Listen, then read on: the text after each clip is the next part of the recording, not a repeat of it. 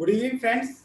Myself, C.A. Sangam Agrawal, and I welcome all the participants in this session. Friends, as you know that today we have a very important session on India's 116, which is on basically on leases.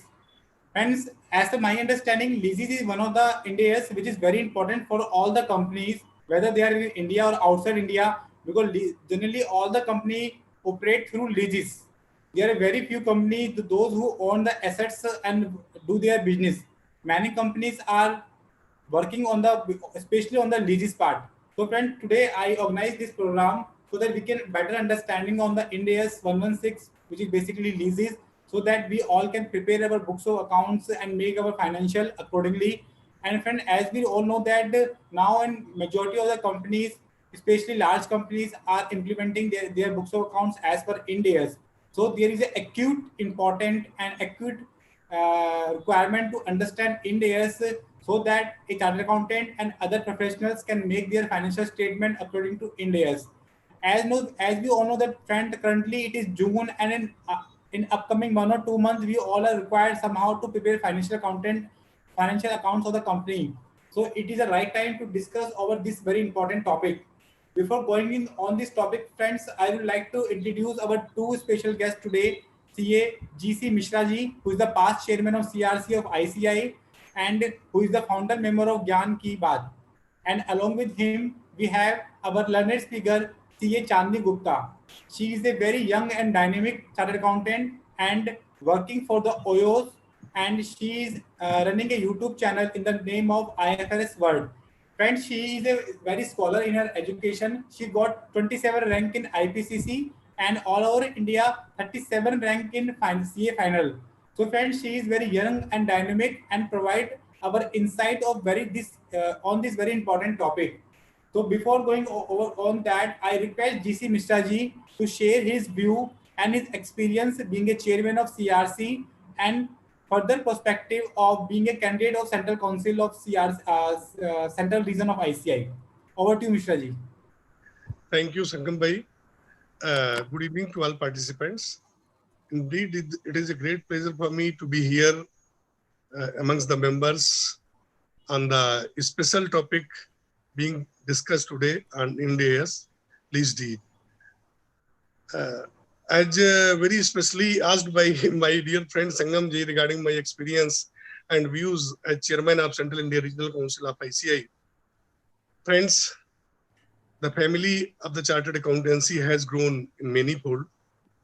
22 years back when I entered in the profession, there were hardly 80,000 members across India and 1.5 lakh students across India. Now we are very close to 3.5 lakhs plus members and about 1 million students across India. Not only the members, the arena of the profession has also changed in many ways. If we see, the computerization, the digitalization has taken over the entire world. When I became chairman of Central India Regional Council, my first and foremost focus was to have one citizen charter for the Central India Regional Council. I worked for it hard and tremendously, and very close to the object.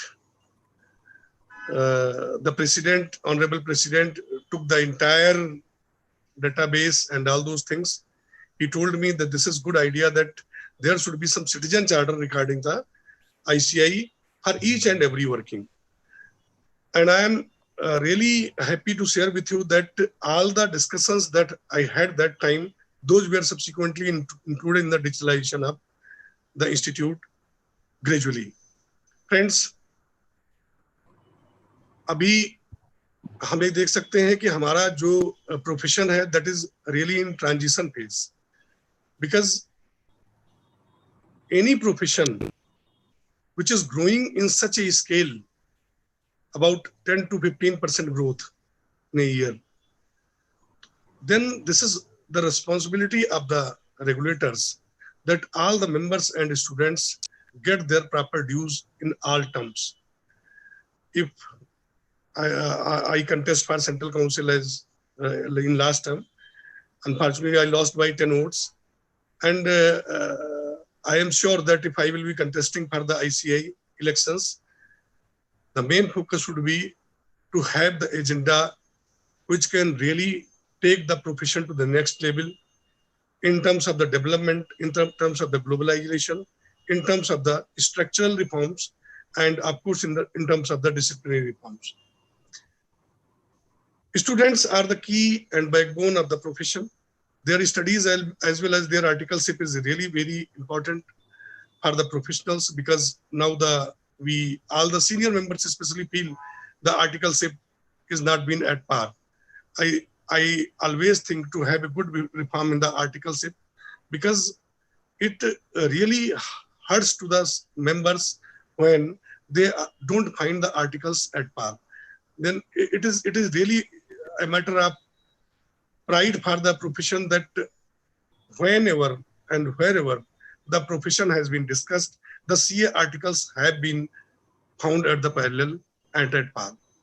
I think that it is the basic need of the institute that. I think there is some internet issue at Mishra sir. We'll again back to him. Let's wait for some seconds. He will join again. So friend, before going toward starting our session, I request you 2 and 3 things, friends. You can ask a question and questions in the comment section. And integrity is being proved. Without taking much time, I request Sangam Agrawal ji to kindly proceed further. My hearty congratulations to him, and I wish him all the best for his future endeavors. Thank you very much. Thank you, sir. Thank you, Mishra ji. We also say all the best for your candidature, and we'll see candidate like you who is very hardworking for the reason. Thank you, sir. And friends, I request you kindly ask your questions in the comment section, so that in last session we will take yours all the questions and Chandni ji will reply all the questions. And friends, I also want to let you know that PPT of today's session will be available in the comment section. Post session, you can download the PPT from there. And friends, I also make a request to kindly subscribe our channel and click on the bell icon, so that you can get information of upcoming webinars and other sessions. So I will not take much time, and over to Chandni ji to take this session further. Over to you. Thank you so much, Sangam sir.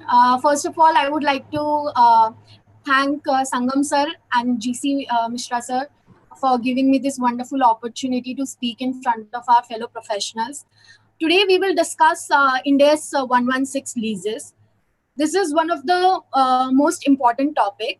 So I'll just quickly share my screen. Yes. I hope everyone is able to see my...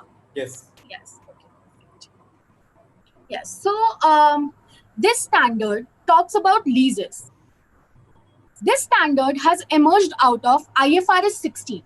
Now, what is this IFRS? IFRS are basically the International Financial Reporting Standards, which are issued by International Accounting Standard Board.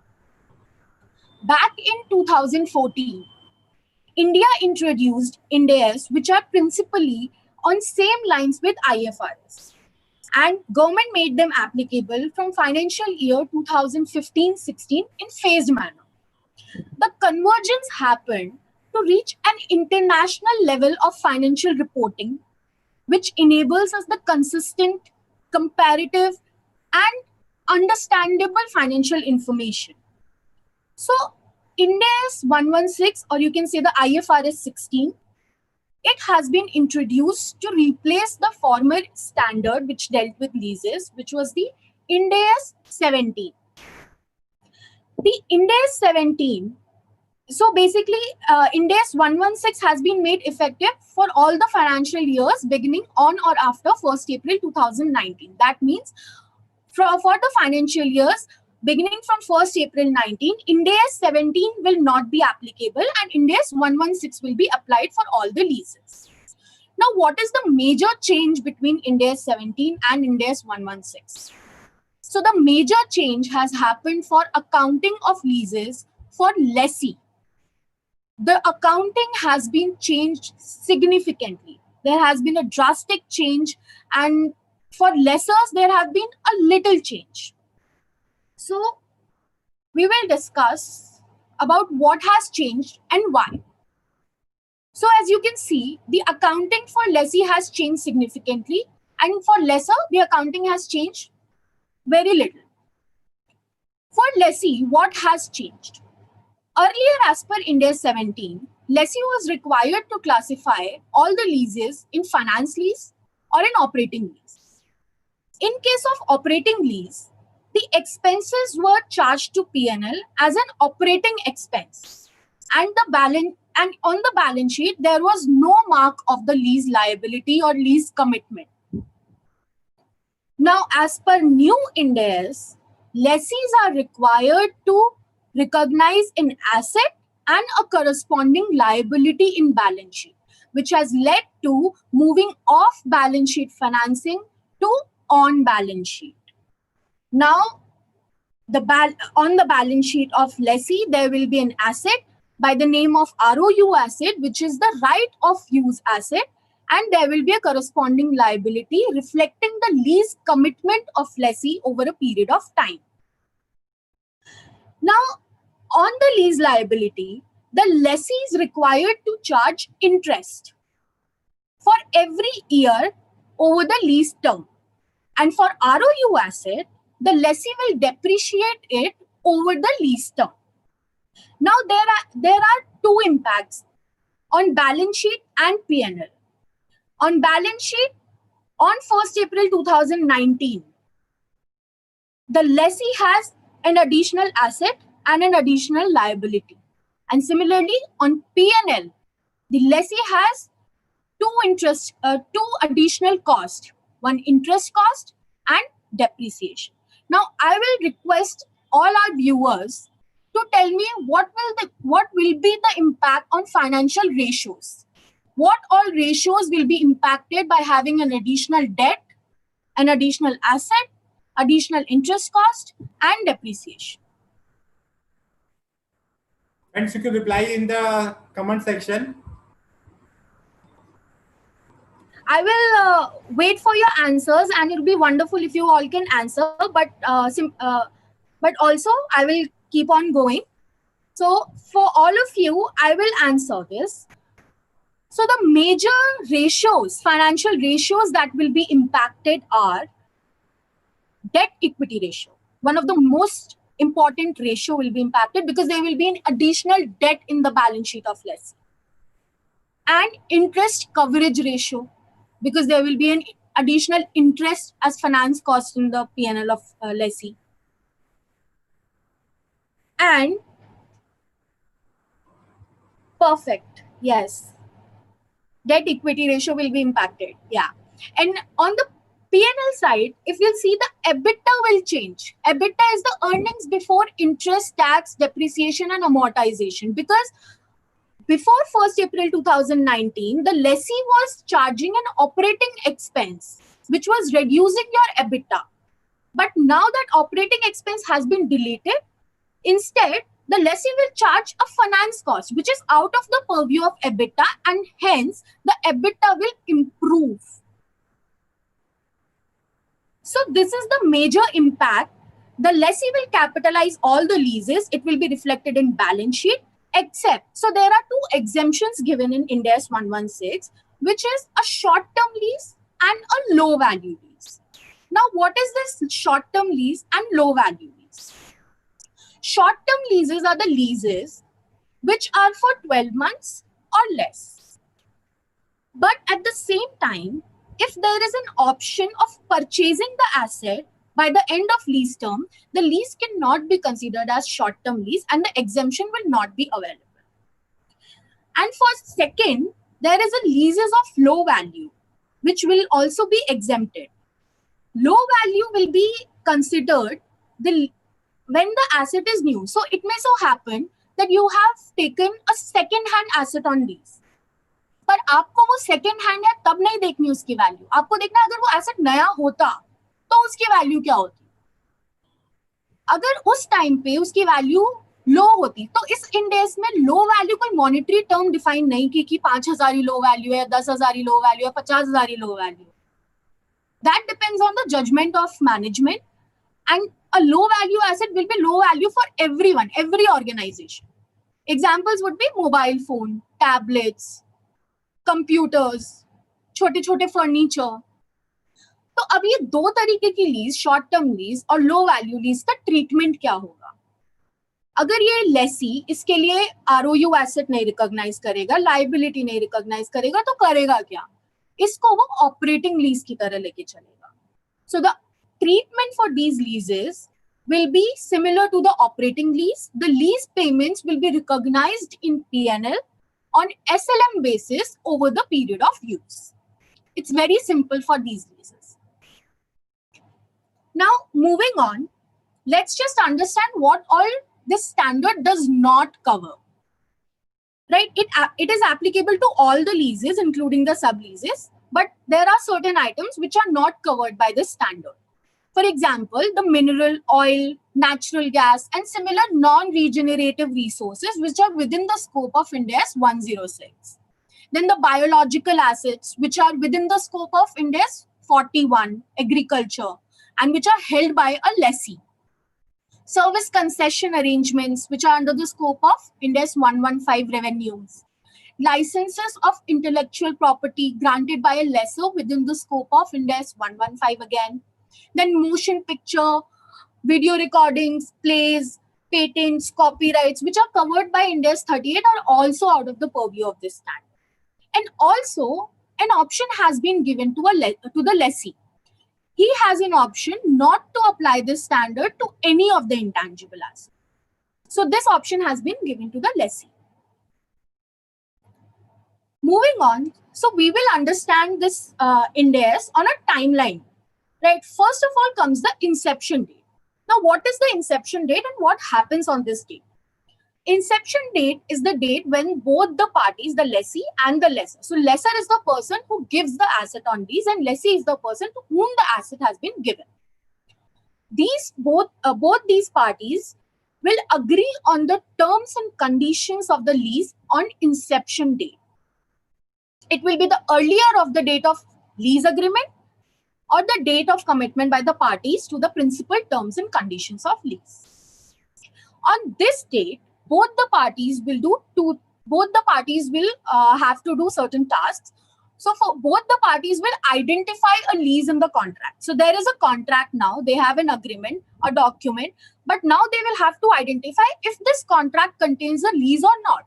There are certain conditions, there are certain criteria that need to be followed if a lease is to be contained in a contract. And number two, it is only for lessor, because now as per Ind AS 116, lessee is not required to classify lease into finance lease or operating lease.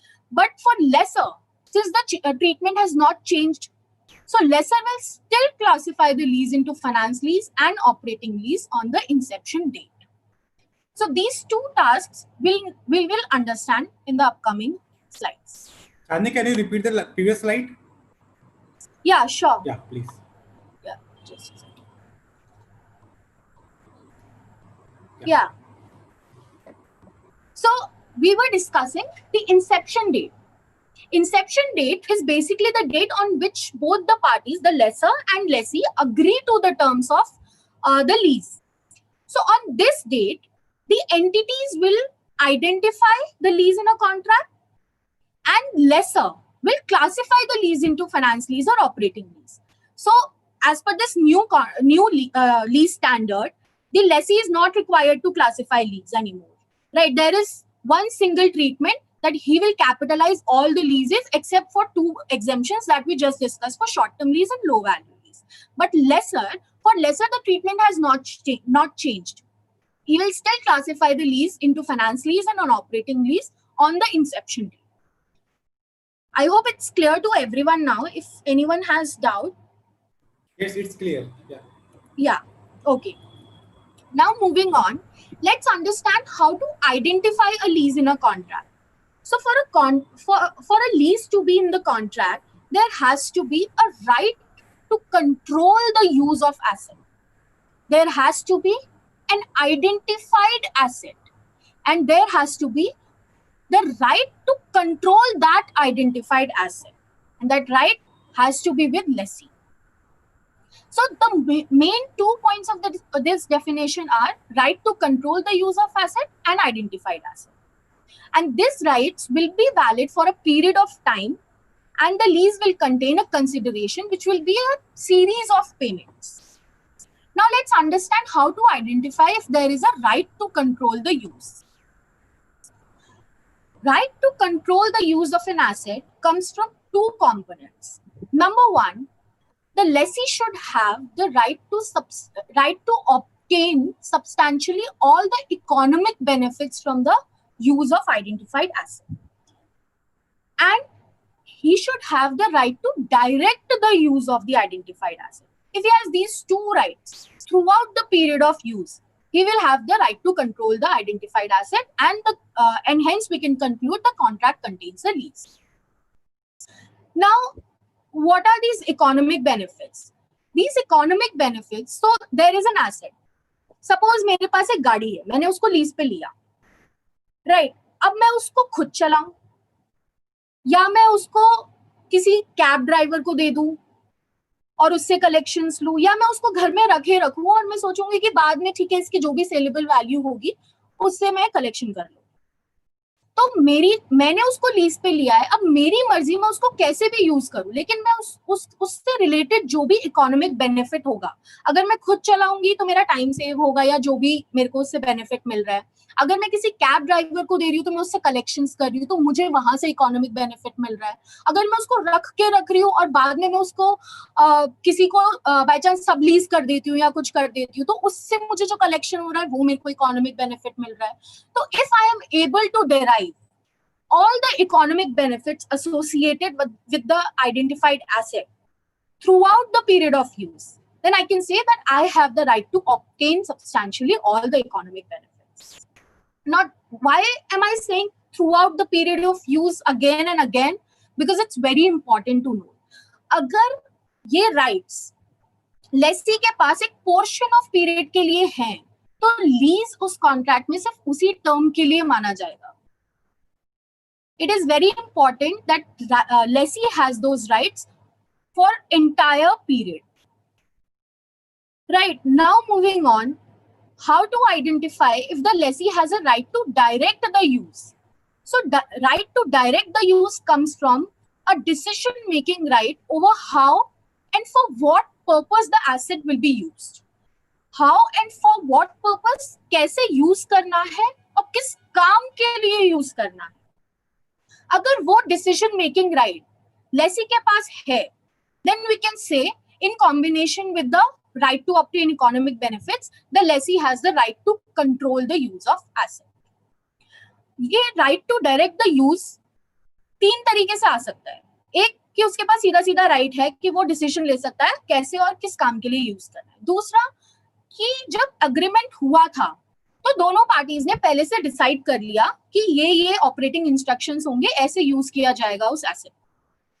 Now the lessee has the right to operate in as per those instructions throughout the period of use, and lessor has no right to change those instructions.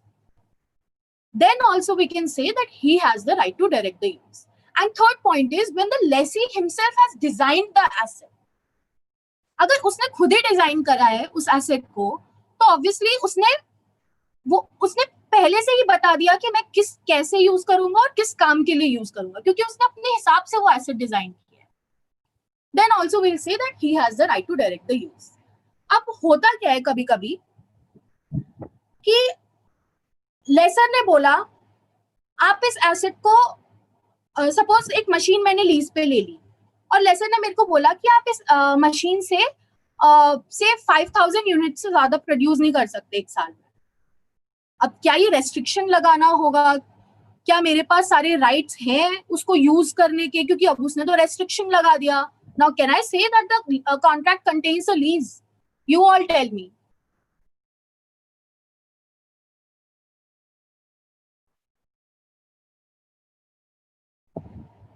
I am looking for the answer in the chat.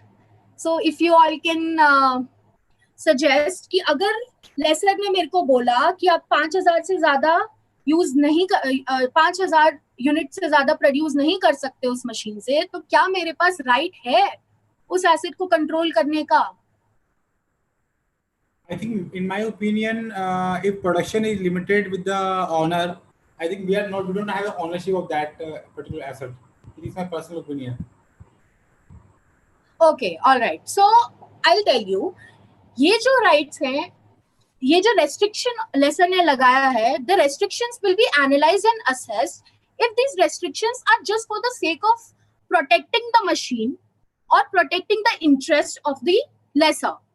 Because if he defines that you cannot produce more than 5,000 units, because if you do, the machine will require a major servicing or there could be a breakdown of the machine. Then in that case, we will, those rights, the restrictions put by the lessor will be considered as protective rights only.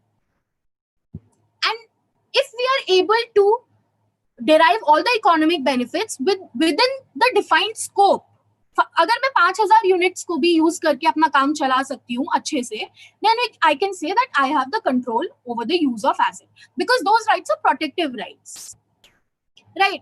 So if we need to consider the defined scope of the contract as well.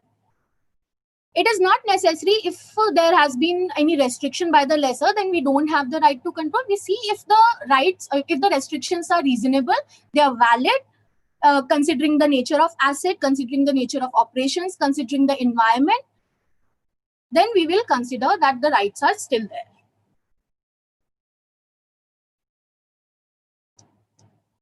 Yes, Mr. Sanjay Dhariwal has answered that still it's a lease. Perfect, sir. Gupta also replied. His answer is also correct. Yes.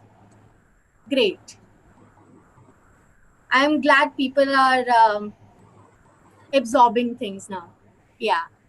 So next point is, so now we have identified that there is a right to control the use of asset. Now we have to see if there is an asset. Now, just existence of an asset is not enough. The asset should have been identified asset. What is the definition of identified asset? So identified asset could be explicitly identified and specified in the contract. Matlab ki in the contract, all the specifications related to the asset, the nature, location, whatever the legal documents, legal information is required for the asset, everything is specified in the contract. That means the asset is explicitly identified. Now, it may so happen, then the asset is not explicitly identified, but it is implicitly specified. Now, what does that mean? It means that, suppose there is a manufacturer, not manufacturer, एक party है जिसके पास एक truck है और मेरे को वो truck चाहिए, उसके पास सिर्फ एक ही ट्रक है. तो in that case, क्या वो implied होगा, चाहे वो कॉन्ट्रैक्ट में उस ट्रक के सारे डिटेल्स लिख के ना दे, किस कलर का ट्रक है, कितना बड़ा ट्रक है, क्या नंबर है, अगर वो नहीं भी लिख के देता, then in that case also we will say there is an identified asset, because it is implied that the asset will be made available to me, and only that asset will be made available to me when it is needed. So we need to consider not only the explicit or the specified asset, but also the implied assets. Now, suppose मैंने एक contract किया जिसमें मैंने एक vending machine lease पे ली. I have taken a vending machine on lease from a vendor for 5 years. Now, after 2 years, he comes to me and says, madam आप please ये वाला रहने दीजिए, हम आपके लिए एक दूसरा वेंडिंग मशीन लेकर के आए हैं, this is the new model and we will give you this asset, this vending machine at the same price. तो अब वो इस तरह से आकर के मेरे को नया asset दे रहा है, right? And I cannot say no to him. He wants to replace the asset. He wants to substitute that asset, whatever the reason may be. But I have no say on that. I cannot prevent him from substituting that asset. Then in that case, the asset is not identified. So we need to see if the lessor has substantive rights to substitute the asset throughout the period of use. Here also, the term throughout the period of use is very important, because if he has the rights which will become exercisable only on occurrence or non-occurrence of an event, or after a certain period of time, then the rights are not substantive. So for those rights to be substantive, they should be exercisable throughout the period of use. Now, how do we identify if the rights are substantive? So there are certain conditions. Number one is he should have the practical ability to substitute the asset. Now, how come? What is the practical ability? How do we identify if he has the practical ability? Practical ability comes when the customer has no say and he cannot prevent the lessor from substituting the asset. And also when the lessor has the alternate asset readily available with him. That means he can, whenever he wants, he can substitute that asset. So he has that practical ability. There is nothing that can stop him. Right. So if he has that practical ability, and number second is if that substitution will be economically beneficial for him. So suppose I have taken a machinery on lease. It's a heavy machine and it is installed in my premises, in my factory. Now, if lessor wants to substitute that machine and wants to give me another machine, he will have to incur the cost of moving the machine first, right? The cost of moving that machine will be so huge that he will say, अरे रहने देते हैं, इतना मेहनत क्यों करना, इतना cost क्यों incur करना? It's better that you run on the old machine. So we need to see if that substitution will be economically beneficial or not. If it's not, then obviously the rights are not substantive. I hope it's clear to everyone. So now we have on the inception date, what we did, we have identified the lease in a contract by identifying that the lessee has a right to control the use of asset, and we have the identified asset. And on the inception date, the lessor is supposed to classify the lease into finance lease and operating lease. This section we will understand later when we go for recognition part. We are coming ahead on the timeline. This is the commencement date of lease. Commencement date of lease is basically the date on which the lessor makes the asset available for use to the lessee. Right, now inception date and commencement date can be same or can be different. It depends on the nature of the lease and the understanding of lessor and lessee. Right, now on this date, on the commencement date, again there are two tasks to do, and both the entities will do this. They will determine the lease term. What will be the lease term? And they will do the initial recognition of lease. So this is the date on which the first entry is to be passed in the books of accounts for lessee and lessor. Now we will quickly understand what is lease term. So lease term is basically, it starts from the commencement date. It includes the rent-free period and it will include the renewable period. So basically there are lease contracts which include the renewal part. Now suppose there is a lease of 5 years and it contains a clause of renewable. So the lessee or lessor or whatsoever the contract is, they have an option to renew it for further 3 years. Right, so this is the renewable, the 3 years is the renewable period. Now whether to include these 3 years in the lease term or not, it depends. There has to be an assessment. Agar both the parties, if both the parties have the right to, now first of all let's understand the termination period also. So basically the lease term will begin from commencement date. It will include the rent-free period. It will include the renewable period if the parties are going to renew.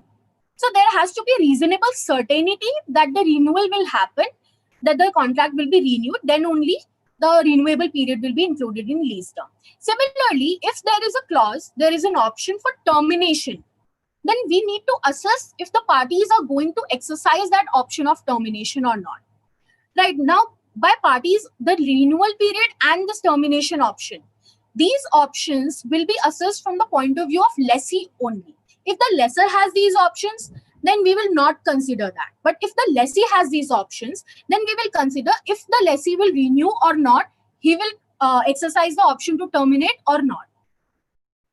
Now, how to assess if the lessee, now suppose the lessee has incurred some improvement cost in the asset, and he has the plans to use that asset for a long period, then obviously there will be a certainty that he will renew the lease, because if he has incurred huge improvement costs, then he will consider removing the improvements and incurring the major cost to improve another asset, right?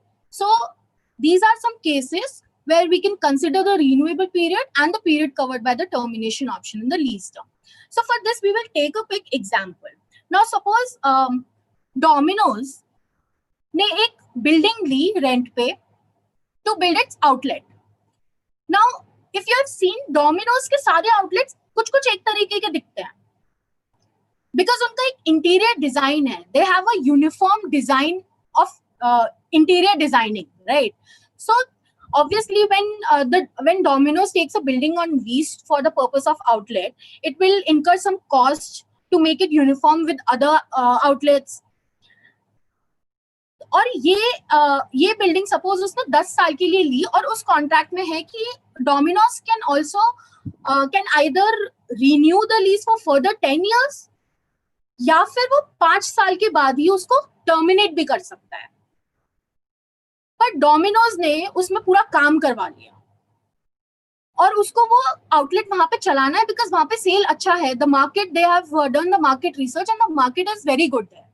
Now you tell me what should be the lease term.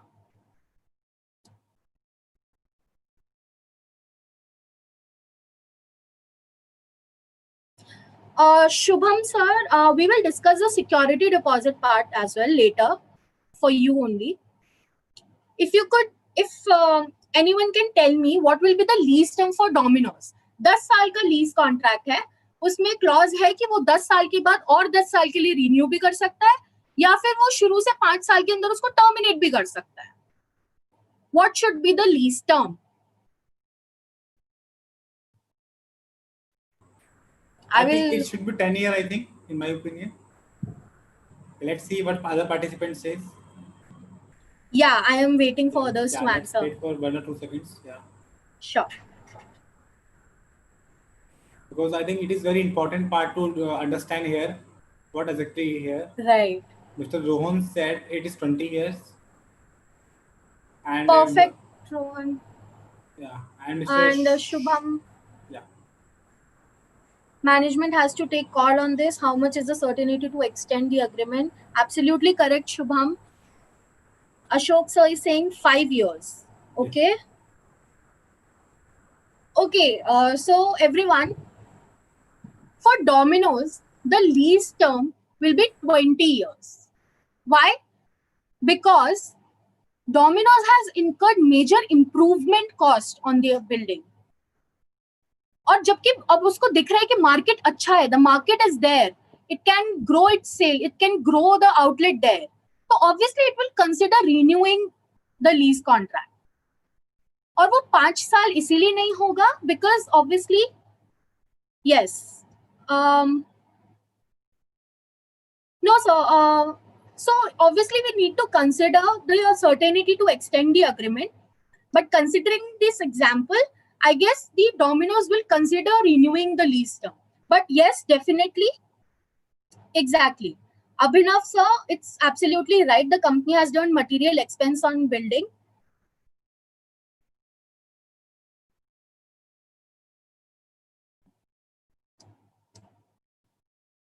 The lease term shall be considered to be 20 years. Perfect. Right. So I guess we are clear now when the lessee should consider renewable period and the period covered by an option to terminate. Right. There has to be a proper assessment done. Now let's understand if both the parties have right to terminate. Now, what will happen in that case? For determining the lease term, we have only considered the termination option if the lessee has that option. What if both the parties have option? Or what if the lessor has that option? What will happen in that case?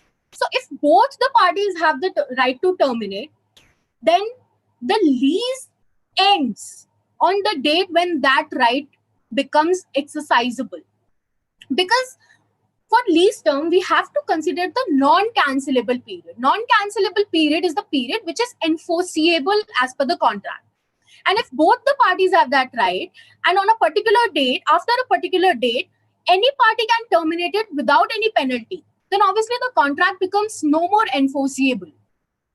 Right. So the lease term will be only till the period, till the date on which the rights become exercisable.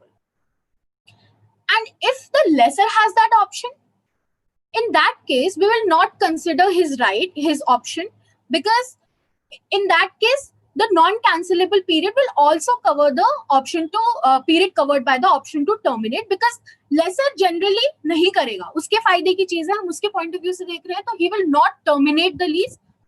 पर अगर lessee के पास वो option है, तो फिर we will consider the assessment. We will do an assessment कि whether there is a reasonable certainty to terminate or not. And suppose जो Domino's की हमने बात की थी, 10 साल का उसका कॉन्ट्रैक्ट था, 10 साल का उसमें रिन्यूअल पीरियड था, हमने 20 इयर्स का हम लीज टर्म शुरू से लेके चल रहे थे. On the date of commencement we considered the lease term as 20 years. What if after 4 years Domino's considers switching its place from that building to another building? What happens in that case? In that case, the lessee, the Domino's, will reassess the lease term. And accordingly, the lease liability and the ROU asset will be adjusted. So, whenever there is any change in lease term on occurrence of a significant event or significant change in circumstances that is within the control of the lessee, we will reassess the lease term. Now, moving on, before we move on to the initial recognition part, first we should understand what all terms are there. These are very important terms to understand, because the future lease payments basically will be used to determine the amount at which the initial recognition will be done. So what are the future lease payments? If we look at from the perspective of lessee, the future lease payments include the fixed payments, less any lease incentives, the variable lease payments, which are dependent upon any index or rate, if there is a purchase option in the lease, and if lessee is reasonably certain to exercise that purchase option, then we also include the exercise price of that purchase option. Then if there is a termination option in the lease and the lessee is reasonably certain to exercise that termination option, then in that case, we will include the penalties, if there are any penalties, and the residual value guaranteed by the lessee. These 5 payments will make the future lease payments for lessee. And for lessor, these 5 payments plus any residual value that has been guaranteed by any party, be it lessee or any other related or any other unrelated or related party. Right. So for lessee, there are 5 components. For lessor, there are 6 components.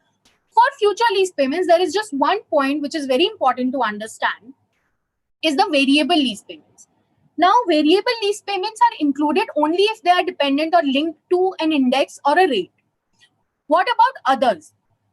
So for other variable lease payments, which are not dependent on any index or rate, they will not be considered in future lease payment. And when the variable lease payment is to be made by the lessee, it will straight charge to P&L. It will not be considered while computing the lease liability, but it will be charged to P&L as and when it is incurred. However, it may so happen that a payment is variable when we started, but halfway through, that variable payment becomes fixed for the rest of the term. what happens in that case? So suppose the lessor and lessee agree to an increase in lease payments by 20% for the rest of lease term if the number of units produced by the end of third year exceeds 1000 units. Right?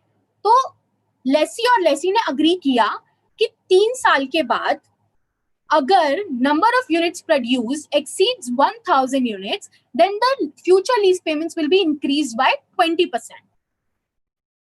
Now, obviously, because it is not dependent upon any index or rate, then on day 0, that is the commencement date, we have not considered the 20% increase anywhere. Right? But after 3 years, suppose the lessee reports production of 1500 units.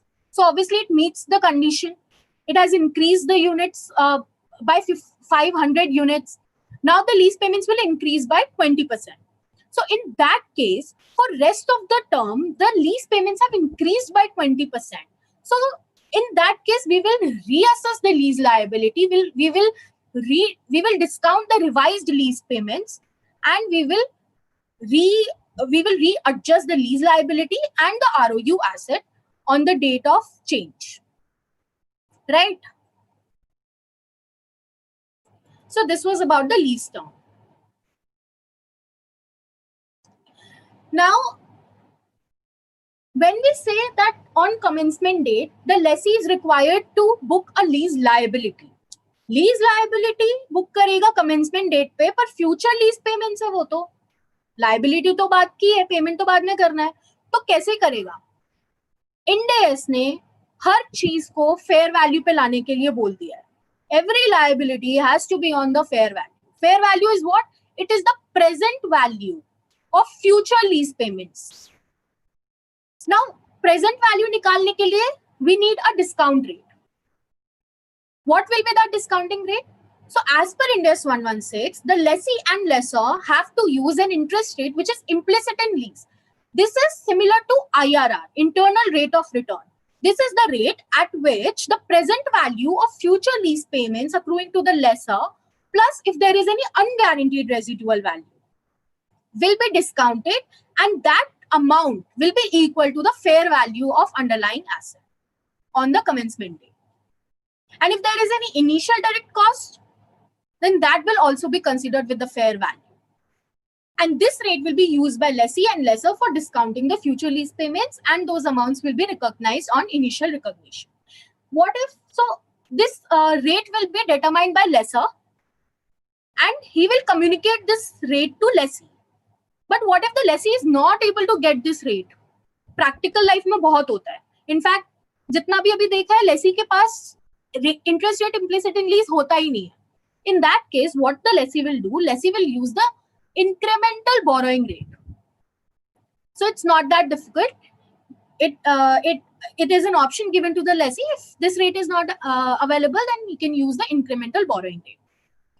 Now, I said initial direct cost. What is initial direct cost? Initial direct cost is basically the incremental cost of obtaining a lease. मतलब मैंने वो cost incur नहीं की होती अगर मैं वो lease ना ली होती मैंने. So it is directly related to obtaining that lease. Right? There are some inclusions and exclusions. You can refer them after once you have the PPT. Right? We'll just move on to the treatment, accounting treatment now. So for lessee, अभी तक कितनी बार बोल दिया कि lessee will capitalize all the leases now, except for 2 short-term leases and low-value leases. So initial recognition पे, you might remind it again and again and again that no classification is to be done for lessee, and he will recognize ROU asset and lease liability for every lease. ROU asset will be an asset, and lease liability is a financial liability. So it will be shown in balance sheet under the section of financial liability. And ROU asset will be shown as, if it's a PPE, then it will be shown as a part of PPE. And in the notes, we will disclose that PPE includes ROU asset on lease. Or if it's an investment property, then we will show in balance sheet as investment property. Now, what will be the amounts, what will be the measurement of these assets and liability. So as discussed, lease liability will be the present value of future lease payments discounted using interest rate implicit in lease. But ROU asset will include this lease liability plus if any payment has been made before the commencement date. कुछ advance payment कर दिया, because lease liability future lease payments के लिए है, पर अगर कुछ आज पेमेंट कर दिया तो उसका ट्रीटमेंट क्या होगा? उसका ट्रीटमेंट होगा ROU as a debit to cash और bank, right? And initial direct cost अगर कुछ इनकर करिए तो वो पीएनएल में नहीं जाएगी, it will be capitalized, it will be debited to ROU asset. Also, one additional thing has been given by Ind AS 116 is provision for dismantling or removing the underlying cost. Now, what happens? मैंने एक machinery ली lease पे और वो install हुई मेरे premises पे, but after the lease term मेरे को वो मशीनरी अपनी फैक्ट्री से हटवानी है. I will have to get that machinery dismantled और रिमूव फ्रॉम माय प्रेमिसेस.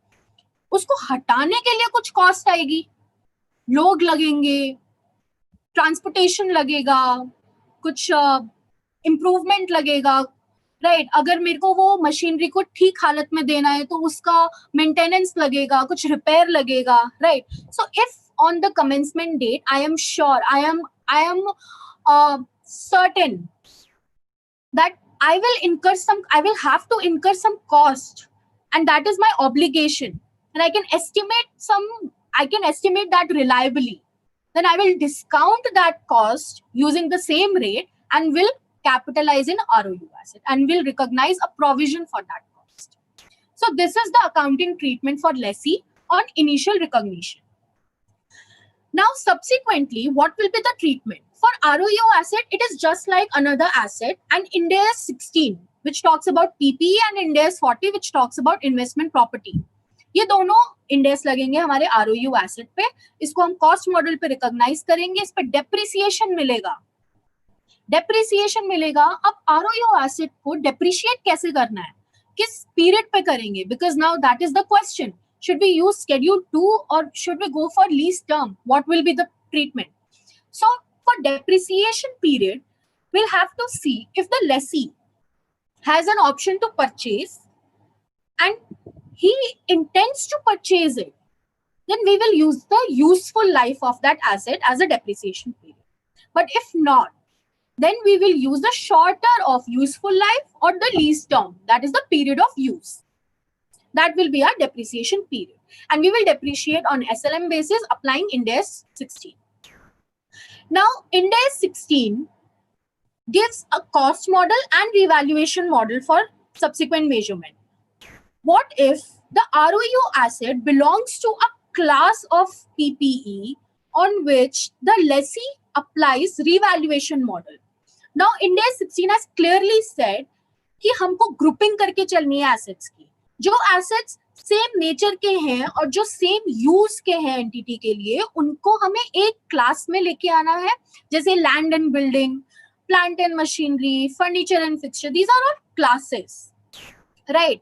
तो अगर हमारा आरओयू एसेट भी belongs to one of these classes और उस क्लास पे लेसी ने रिवैल्यूएशन मॉडल लगाया है, then lessee has an option कि वो अपने आरओयू एसेट पे भी रिवैल्यूएशन मॉडल लगा सकता है.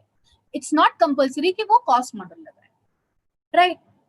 Now, this was the subsequent measurement of ROU asset. Now, what about lease liability? Lease liability, as similar to any other financial liability, हमने इसको discount करके लाया है. अब उस पे हम interest charge करते रहेंगे हर साल, using the same rate जिससे हमने उसको discount किया था, right? So there will be a dual adjustment.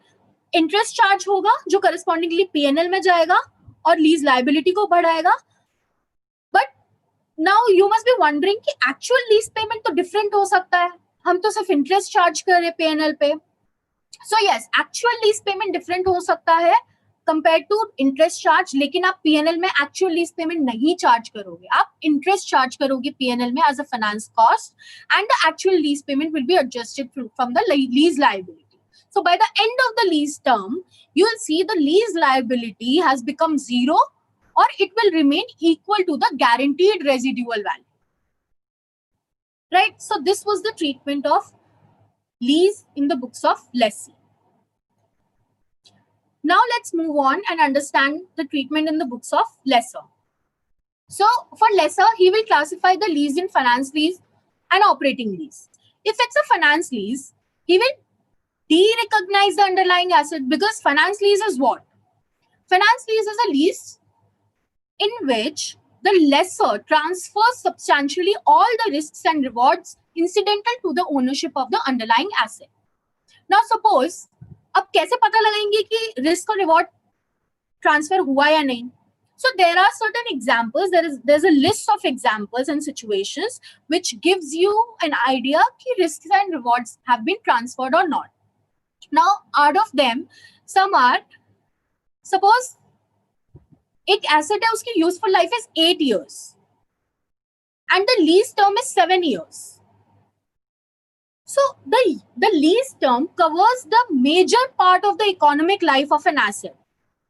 In that case, this is one of the indication that the lease is a finance lease. Similarly, if the present value of lease payment is suppose 1 lakh and fair value is approximately to 1 lakh, 1,10,000, then in that case also, it indicates that the lease is a finance lease, right?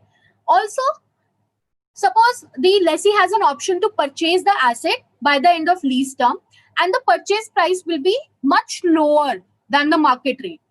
Then in that case also we can say that it is a finance lease. So there are certain examples and situations which indicates that it could be a finance lease. If there is no transfer of risks and liability, then risks and rewards incidental to the ownership of asset, then the lessor will classify the lease as an operating lease. Right. Now, finance lease में उसने asset से के सारे risks and rewards transfer कर दिए, तो इसका मतलब उसने एसेट को डी-रिकॉग्नाइज करना पड़ेगा. Now asset will be D-recognise at the carrying amount. Balance sheet में जो अमाउंट आ रहा होगा उस पे उसको रिवर्स एंट्री पास कर देंगे. उसके अगेंस्ट एक रिसीवेबल बुक करेगा जो कि फाइनेंशियल रिसीवेबल होगा, फाइनेंशियल एसेट होगा एज पर इंड AS 109. जैसे लेसी ने फाइनेंशियल लायबिलिटी बुक की थी, सिमिलरली लेसर एक फाइनेंशियल एसेट बुक करेगा, और जो होगा नेट इन्वेस्टमेंट पे. नेट इन्वेस्टमेंट जो हमने डिस्कस किया था, present value of future lease payments and present value of unguaranteed residual value, and the difference between these two will go to P&L. Operating lease है तो इनिशियल रिकॉग्निशन पे obviously there will be no entry.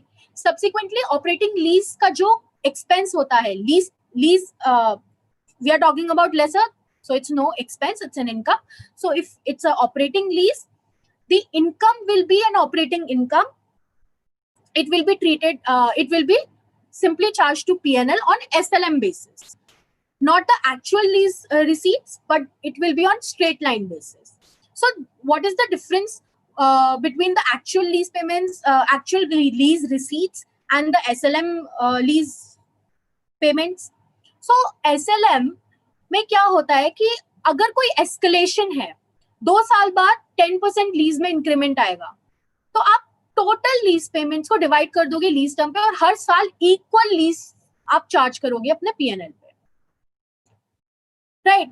पर actual lease payment पे जाओगे तो आपका एक पहले साल का अलग होगा, दूसरे साल का अलग होगा, तीसरे साल का अलग होगा. तो ये नहीं करना है, SLM बेसिस पे जाना है, हर साल में बराबर दिखाना है, right? And finance lease receivable will be same as finance lease liability जो कि lessee के books में थी. Interest income book करेगा receivable पे, P&L में interest income दिखाएगा using the same interest rate which was used to discount the lease payments, and the lease receivable account will be adjusted by the actual lease payments received. So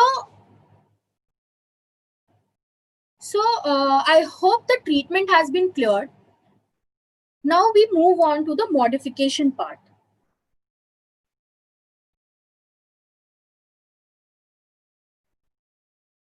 Now we move on to the lease modification part. Lease modification has been defined. It has been specifically defined if there is a change in scope of lease, or there is a change in the consideration for a lease. that was not part of the original terms and conditions of the lease, then it's a lease modification. Now, the scope of lease can be changed by adding one or more asset or by changing the lease term, right? And the consideration will be the overall, the total consideration for the lease should be changed. And these changes should not be a part of the original terms and conditions of lease. So when we talk about the original terms and conditions, we look at the original contract of the lease and the rules, regulations, laws applicable to the contract at the inception date. So for accounting treatment of lease modification, it will be accounted as a separate lease if there is an increase in scope and there is a corresponding increase in consideration, right? Suppose I have a car on lease for 5 years at an annual payments of 60,000 per annum. After 2 years, I want one more car.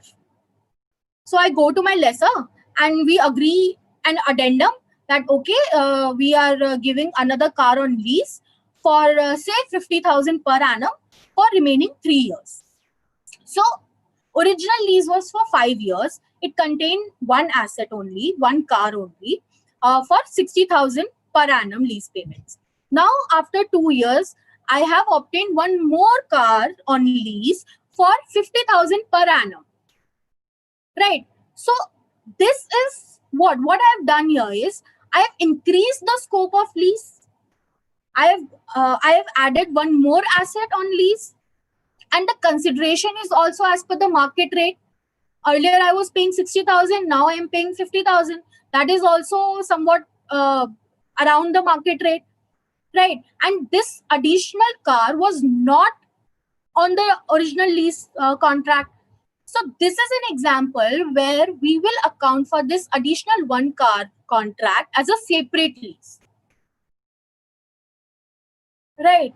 So when these two conditions are there, when the scope has increased by adding one or more underlying asset and there is an increase in consideration commensurate with the standalone price, then we will account for as a separate lease. Now, what if the lease modification cannot be accounted for as a separate lease, and there is, instead of increase in scope, there is a decrease in scope? Suppose I had 4 machines earlier, and now after 2 years of the lease term, I want to scrap down 2 machines. I want to give back 2 machines, and now we have agreed, the lessor and lessee have agreed for 2 machines only. Earlier it was 4 machines, now it is 2 machines only. So this is not an increase, rather this is a decrease in scope. We cannot account for as a separate lease.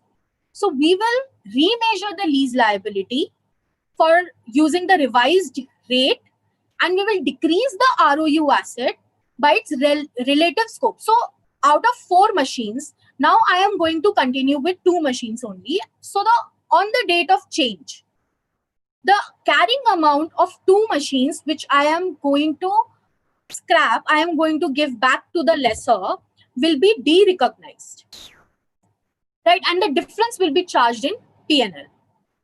And if there is any other lease modification which has not been accounted for as a separate lease, then it is a very simple treatment. We will just discount the revised lease payments at revised discount rate over revised lease term.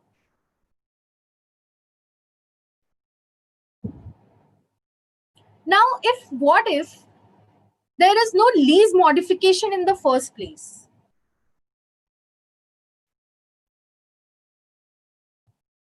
So what if there is no lease modification in the first place? Suppose there is a contract. Suppose there is a contract where it was in the contract, in the original contract, that if I want, I can take an additional car. Right, so it was in the original contract. Now I am exercising my option to take another car on lease. So it is not a lease modification, because for a lease modification, the changes should not be a part of the original contract. So in that case, what will be done? What will be the treatment? In that case, the revised lease payments will be discounted using the original discount rate. So there is a difference. Either we use the revised discount rate or original discount rate. Revised discount rate will be used when it is a lease modification, but it has not been accounted for as a separate lease.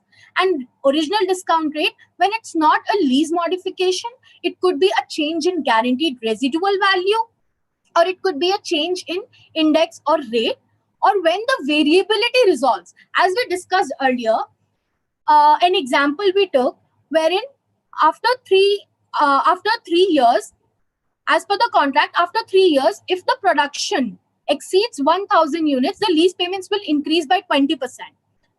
We took this example, right? Now, after 3 years, the lessee actually reports 1,500 units produced. So the 20% increase in lease payments became fixed for the rest of the period. So that amount, those revised lease payments will be discounted using the original discount rate. And these reassessment of the lease liabilities will be adjusted against the ROU value. And what if the ROU is nil? Because obviously it was depreciated. Then in that case, the adjustment will be made in P&L account. Mr. Keval Gandhi is asking, okay, so we will take this COVID-19 impact in a while. We are almost done. So for lessee, we just discussed the reassessment impact.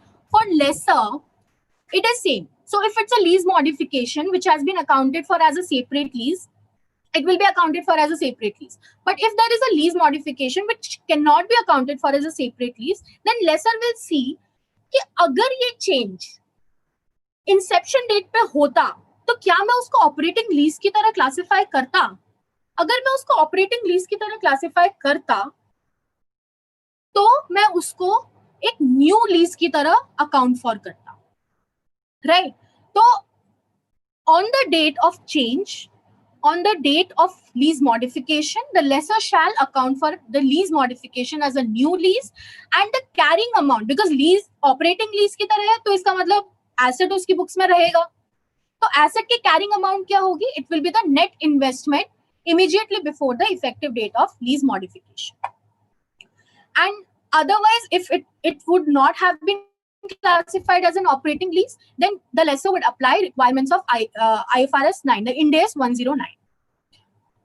Now, if it is an operating lease and there is a lease modification, then obviously it will account for as a new lease. Okay, so we are done with the boring part. Now, I know people are getting bored because वो थोड़ा सा इस तरह का accounting treatment and all था. Now this is one more concept. इसको quickly revise करते हैं, and then we will discuss the COVID impact. Now everyone is waiting for the COVID impact. So land and building का अगर lease है, land की तो indefinite life होती है, उसको finance lease की तरह कैसे classify करेंगे? So in that case, the classification into finance or operating lease will be done separately for land and for building, right? Because land की तो economic life indefinite है, but building की economic life है. So in that case, the assessment can be done for building, but for land, mostly it is operating lease only, right? And the consideration will be apportioned between two in the proportion of their fair values at the inception date. But if the land is immaterial, the amount of land is immaterial and the building is way too high, then we will consider the building's economic life only, and it can be treated as single lease. Now comes the COVID impact, which everyone was waiting for. Okay, so during this lockdown, okay, I will request all the viewers to suggest कि COVID के time पे, lockdown के time पे लीजेस में क्या change आया है. मतलब आपका कोई लीज कॉन्ट्रैक्ट है, आप अपने ऑफिस रेंट पे ले रखा है, वो एक लीज है, तो क्या चेंज आया है?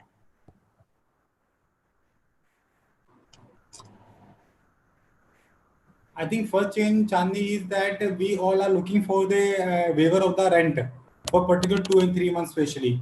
Or in case landlord is not ready to waive, then there is some scope of discount. Discount in the might be waiver for the current period and discount for the upcoming next 3 months or 6 months. This is a major change which can be seen in the operating lease of finances board. Absolutely correct sir, आपने एकदम सही point पकड़ा है. इस time पे lessee's देख रहे हैं कि कैश फ्लो कहाँ से बचाया जा सकता है, राइट? या तो वो लेसर्स को रिक्वेस्ट कर रहे हैं कि आप हमको वेवर दे दो, कुछ डिस्काउंट दे दो, कुछ डिडक्शंस दे दो, और अगर नहीं तो लेसीज फोर्स मेजर इन्वोक कर रहे हैं, right? As per force majeure lessee will not pay the rent for the specified period of time, right? तो इस तरीके के कंसेशंस का अकाउंटिंग ट्रीटमेंट क्या होगा? सो अभी इंड एएस में ये अकाउंटिंग ट्रीटमेंट प्रपोज किया गया है, एक अमेंडमेंट प्रपोज किया हुआ है, एएसबी ने एक्सपोजर ड्राफ्ट निकाला हुआ है, पर आईएएसबी ने, इंटरनेशनल अकाउंटिंग स्टैंडर्ड बोर्ड ने ऑलरेडी आईएफआरएस 16 को अमेंड कर दिया है, और एएसबी ने भी सिमिलर लाइंस पे अमेंडमेंट प्रपोज किया है. तो मैं वो अमेंडमेंट डिस्कस करूंगी यहाँ पे, उसमें क्या रिलैक्सेशन दिया गया है वो डिस्कस करते हैं. चांदी, ये अमेंडमेंट एप्लीकेबल फॉर फाइनेंशियल 1920 और 2021 ओनली? नहीं, दिस इज एप्लीकेबल फॉर 1 जून 2020 से जो पीरियड शुरू हो रहा है, लेकिन इसका अर्लियर एप्लीकेबल भी कर सकते हैं इसको. जो 20th मई तक फाइनेंशियल स्टेटमेंट साइन नहीं हुए हैं उन पे भी ये एप्लीकेबल है, आप उसमें एडजस्टमेंट कर सकते हैं. I want to know for which financial year it will be applicable. I mean to say that for financial 1920, whatever financial statement we will make, in that we can have impact of this amendment. Am I right? Right. We can have the amendment.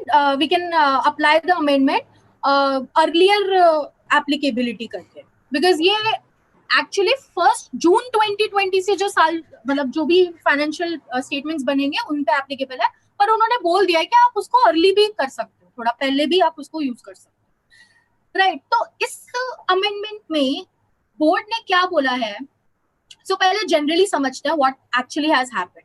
So Covid period में rent concessions मिले हैं, कुछ discount मिला है, waiver मिला है, right? तो इसका इम्पैक्ट क्या है? इससे हमारा कंसिडरेशन में चेंज आ रहा है, राइट? लीज कंसिडरेशन चेंज हो रहा है. And as we discussed earlier, lease modification, if there is a change in lease consideration which was not a part of original contract, it will be considered as lease modification. तो कायदे से इस तरह के waivers तो lease modification हो गए. और लेसी के लिए अगर lease modification है तो उसका ट्रीटमेंट क्या था? रिवाइज्ड लीज पेमेंट्स को रिवाइज्ड डिस्काउंट रेट यूज करके डिस्काउंट करना है. अब ये रिवाइज डिस्काउंटिंग रेट से डिस्काउंट करना, this in itself is a task, right? तो लेसीज के लिए एक रिलैक्सेशन दिया गया है, उनको एक ऑप्शन दिया गया है. This is a practical experience, ताकि लेसीज को, because there could be companies जिनके हजारों में लीज कॉन्ट्रैक्ट्स होते हैं, राइट? तो वो एक एक लीज को जाकर के अगर उस पे लीज मॉडिफिकेशन का ट्रीटमेंट लगाएंगे, then that will be a difficult task, right? So as a practical experience, board has given an option to the lessee to not account it for as a lease modification. और जो आपको benefit मिल रहा है, आपकी liability decrease हो रही है, right? आपको कंसेशन मिला है, आपकी लाइबिलिटी डिक्रीज हो रही है, तो आप सीधा क्या करो, जो रिवाइज्ड लीज पेमेंट होंगे उनको जो ओरिजिनल डिस्काउंट रेट थी जो आपने पहले यूज करी थी उसी से डिस्काउंट कर लीजिए, and whatever the benefit is there you can show it in the profit and loss account. So instead of adjusting it from ROU asset, आपको वो सीधा पीएनएल में बेनिफिट दिखाने के लिए अलाउ कर दिया गया. So this is a benefit for lessees, जिसमें उनको अकाउंटिंग इजी कर दिया है, उनको बेनिफिट दिखाने बोल दिया है पीएनएल में. So this is an option. This is obviously not mandatory, but this is an option. चांदी, इसमें डायरेक्ट इम्पैक्ट आएगा कि सेसिस को, टैक्स पेयर को टैक्स पे कम करना पड़ेगा, बिकॉज़ उनका प्रॉफिट कम हो जाएगा ultimately by doing this treatment, और अल्टीमेटली उनको इनकम टैक्स कम पे करना पड़ेगा. तो I think major benefit is for the income tax part here by allowing this treatment. Am I right? Right. तो बाद के पीरियड्स में तो ये बेनिफिट मिल जाएगा इनकम टैक्स में, क्योंकि उनको कॉस्ट जो है उनकी, नहीं सर, उनका बेनिफिट आएगा तो उनकी इनकम बढ़ेगी, उनको इनकम टैक्स देना पड़ेगा, उनका लीज एक्सपेंस कम हो जाएगा, इंटरेस्ट चार्ज कम हो जाएगा. Okay. But for current period, if we talk about financial 2021, in that they are required to pay lesser amount, and accordingly they will book the lesser amount in their P&L. अच्छा, if we are talking about lesser, तो उसको cost आएगी, तो उसको benefit आएगा क्योंकि उसको अब इनकम कम आ रही है. पर लेसी की अगर बात करेंगे तो उसका खर्चा कम हो जाएगा.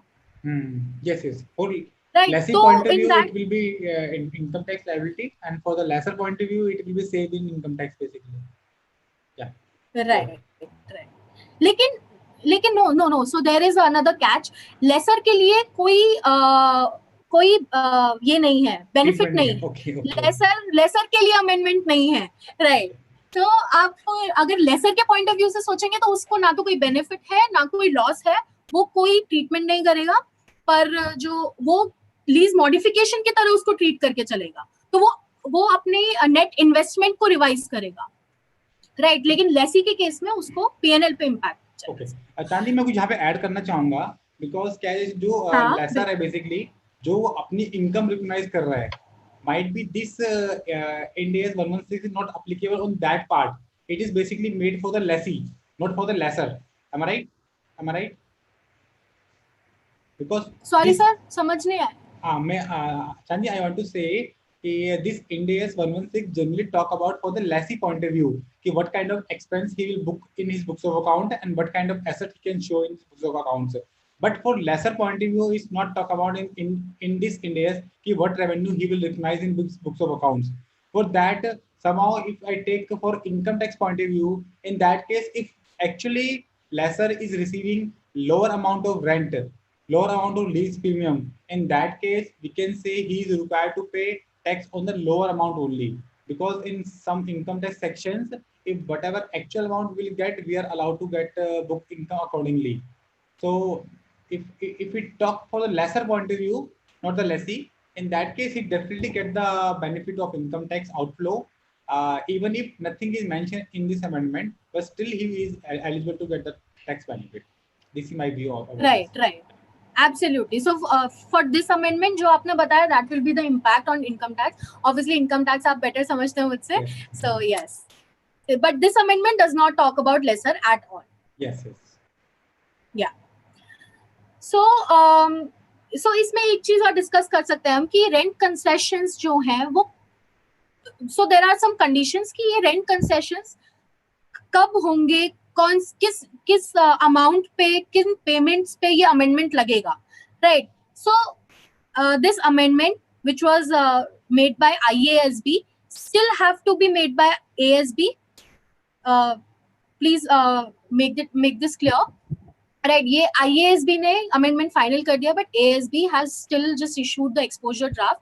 तो as per IASB उन्होंने बोला है कि this amendment will be applied only to the rent concessions that occur as a direct consequence of COVID-19 pandemic, right.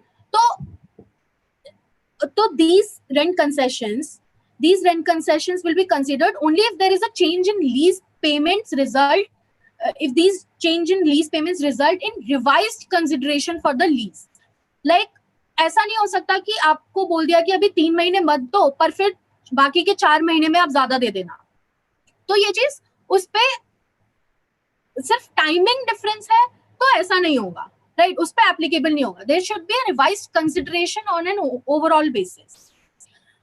Number 2 is that the reduction in lease payments affects only payments originally due on or before 30th June 2021. ये सिर्फ उन्हीं payments के ऊपर है जो कि 30th June 2021 से पहले ड्यू होते हैं, right. And third condition is कि किसी और टर्म और कंडीशन में कोई सब्सटैंटिव चेंज नहीं आना चाहिए, because these conditions basically have been put ताकि कुछ मिसयूज ना हो इस अमेंडमेंट का, राइट. तो कोई और अगर टर्म्स एंड कंडीशंस चेंज हो रहे हैं, in that case that will not be considered. Only if the rent concession is a direct consequence of COVID-19 pandemic, then only the amendment will be applicable and the practical expedient can be opted by the lessee. I hope it's clear. And Yeah, this amendment is very much clear. yeah, so that's all from my side. Now we can take up the queries. Should I stop sharing? Yeah, you can. So I think, Sandy, you can see the queries from the top. So I think first query belongs to the Shubham Kaushik. He want to know the treatment of security deposit. Security deposits, right? Yeah. So Shubham, security deposits, if they are refundable, right? अगर मैं lessee हूँ, मैंने security deposit दिया है and it's refundable after the specified period of time, तो मेरे लिए वो financial asset है और उस पे Ind AS 109 लगेगा. उसको मैं डिस्काउंट करूंगी अमोर्टाइज कॉस्ट पे, उसका मेजरमेंट होगा या फिर depending upon the business model. लेकिन लीज के पर्सपेक्टिव में जब सिक्योरिटी डिपॉजिट होता है तो उस पे अमोर्टाइज कॉस्ट मेथड लगता है और उसको डिस्काउंट करेंगे, फेयर वैल्यू पे उसका फाइनेंशियल एसेट रिकॉग्नाइज किया जाएगा. So the next question belongs to Purnima Gupta. She want to know what would be treatment for lessee where lease term is less than 12 months, but it has a clause for perpetual term. So if it is for a term of less than 12 months, then in that case it is a short term lease and it will not be considered, but it has a perpetual term. So I guess what she's trying to say is कि ये एक ऐसी lease है जिसमें आप notice दे सकते हो termination के लिए, लेकिन जब तक टर्मिनेशन का नोटिस नहीं दिया किसी ने तो वो चलती रहेगी. अगर ऐसा केस है तो उस केस में असेसमेंट होगा प्रॉपर कि लेसी कब तक कंटिन्यू करना चाहता है and accordingly the lease term will be determined. Chandi, you have asked a question related to Domino's, and Domino's makes some interior change. For that, there is clarification from Abhinav Srivastava. He say since the company has done material expenses on building, so therefore it will be for 20 years. I think Right. It is correct answer. Okay. Right. This is absolutely correct. In this reply, Mr. Shubham Kaushik want to his point that what all believe nobody can think about what will be the situation after 10 years, because that agreement, that lease is cancelable after 10 years. So what will impact our correct answer over this point? Can you explain? Okay, I am reading it. He is saying कि after 10 years क्या होगा, that will be dependent upon the situation. Yes. And right, absolutely. It is also cancelable. Yeah. That would be cancelled and new agreement would be entered. Okay, so Shubham, that entirely depends कि contract क्या हुआ है, what is the agreement, and as we discussed in the Domino's case, the contract was for 10 years. It had a renewable clause कि after 10 years the Domino's can also renew it for further 10 years, right? But आपको commencement date पे lease term determine करना है. आपको उस दिन देखना पड़ेगा लेसी को कि either it will consider the renewing the contract और नॉट. तो उस दिन जो असेसमेंट होगा उसके accordingly the lease term will be determined. अगर बीच में कभी भी उनको लगता है कि लीज टर्म हम चेंज करेंगे, जैसे हमने डिस्कस किया था कि 4 साल के बाद ही डोमिनोज ने बोला मुझे वो बिल्डिंग खाली करनी है, मैं दूसरे बिल्डिंग में जाऊंगा, तो in that case the lease term will be reassessed and will be revised, right? So obviously it depends upon the situation, but obviously एक assessment करना पड़ेगा जिसके according accounting होगी and lease term will be determined. Chandi, the next question, what about common area maintenance charges? Because sometime in lease agreement common area maintenance charges also includes CAM. Right. Yeah. Right. So common area maintenance charges will be charged to P&L straight away because that is वो एक अलग non-lease component है. Right. That is not a lease component. That is a non-lease component. और वो expenses हैं जो जैसे जैसे incur होंगे आप उनको P&L में charge कर सकते हैं. Chandi, there is a very good question from Rohan Gupta. Sometimes lease payment it depend upon the revenue. Sometimes on the revenue sharing basis we get the lease premium. So on that part, how it will be impacted? Hope I am clear with the question. Right. So when the lease payments are dependent upon revenue, Yes. that means the lease payments are variable lease payments.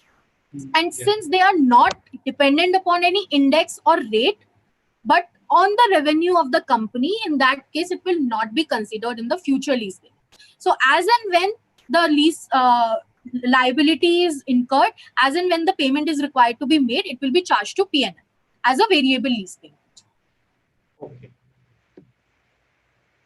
Chandni, it is good to see that Alokji is also watching this session. Yeah. Yeah, and he also noted some questions. Yeah, he has helped me with the questions.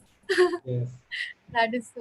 Shivam want to conclude his question that means security deposit will not consider in India's 116. Is it? Security deposit? No. Yeah, Absolutely. Security deposit will not be considered in Ind AS 116. It will be considered as per financial instruments. Okay.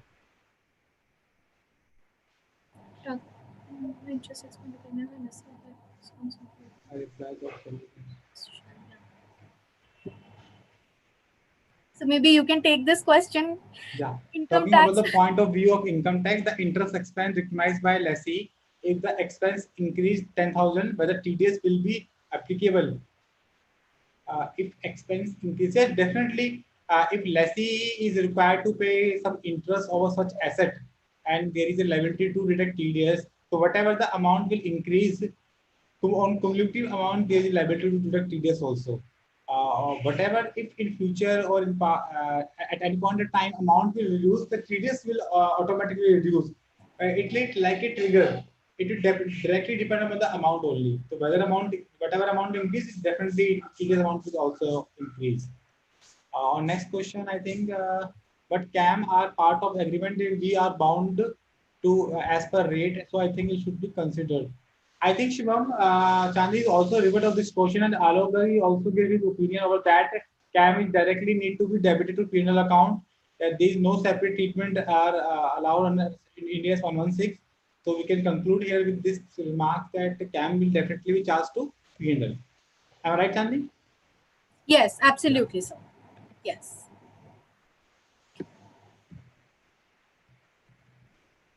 Shubham, you can directly contact me for any kind of question related to this specific India. We will definitely take the opinion and view from Chandni ji and Alok ji and try to resolve your remaining queries.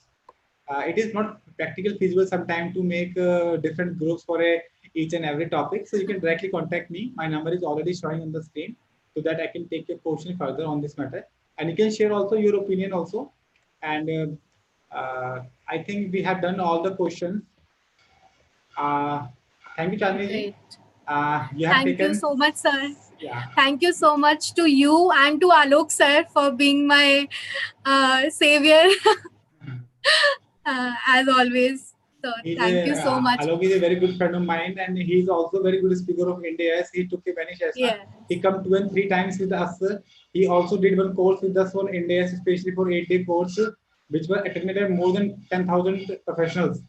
So that was a very good course done by many professionals. So now I think we should conclude our today's session. So friends, thank you very much to all the participants, those who have joined this session, and special thanks to Chandni ji to take this session in a so interactive manner. So friends, I request all the members to kindly give your positive remarks in the comment section so that we can appreciate Chandni ji, because she is a very young and dynamic chartered accountant and young member, and she is sharing the experience with us through this media. And friends, I also invite all other young professionals, those who want to share their knowledge on any topic. And this platform is specific for all the professionals and especially for the young professionals. We want new faculties, new persons and new members will come and share their knowledge so that knowledge can be shared among all the members. Ultimately, we all have a good knowledge and it will help in our future endeavors and our practice also in our job also.